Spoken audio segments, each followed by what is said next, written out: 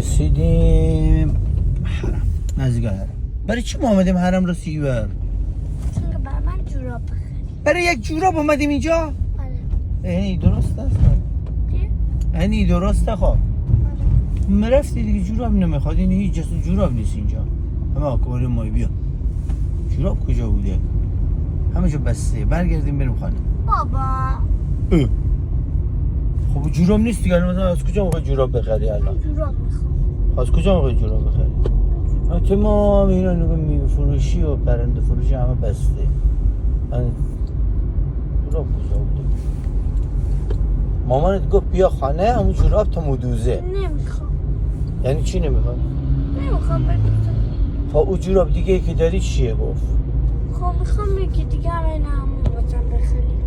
خب بخرم میریم فردا مثلا بیدار شدیم میریم نوده میخریم.